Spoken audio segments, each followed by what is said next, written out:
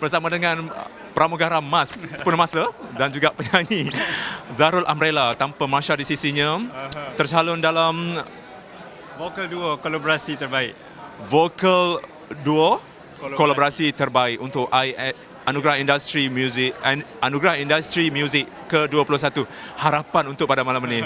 Harapan ikhlasnya saya nak menang kan. Tapi itu terserah pada takdir. Tapi apa yang ada hari ini, saya just have fun lah. Kalah menang, tolak tepi. Nak tanya ni, Masya mana? Masya mana? Okey, Masya dia sambut birthday dia kat mana? Mungkin ada persembahan kat di tempat lain lah.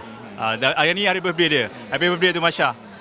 Sebagai orang lama, vokalis Umbrella dulu-dulunya, pasti memberikan satu kenangan manis lah, ataupun kenangan yang indah di pentas AIM. Apakah mungkin boleh ceritakan sedikit kenangan-kenangan manis di AIM? Okey, kenangan manis saya baru tadi terdetik.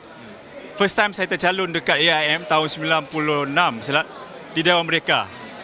Dan selepas ni kita tak pakai lagi AIM, tak pakai lagi Dewan Merdeka kan. Cuma hari ni saya tercalon lagi sekali di Dewan Merdeka juga. Itu kira the best lah pengalaman lah. Ya itu je lah. Dan lain tu kira macam di pengalaman yang pertama dalam kategori yang berbeza, itu kumpulan baru terbaik.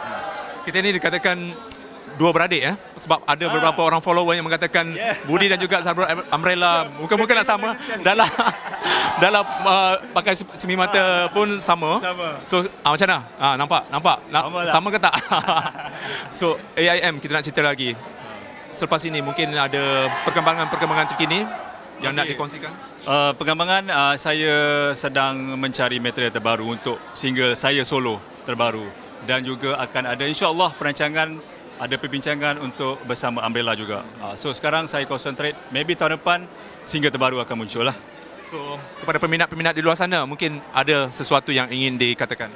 Okey, peminat saya harapkan terus menyokong untuk senang bangun kerjaya saya. Sokongan anda amat saya perlukan. Tanpa sokongan anda, seorang artis itu tidak akan ke mana-mana. Saya agak bergaya pada malam ini. Pakai baju siapa ni?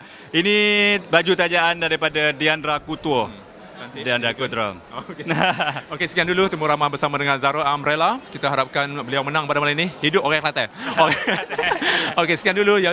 Jangan lupa subscribe YouTube channel Budi.com. Terima kasih Budi.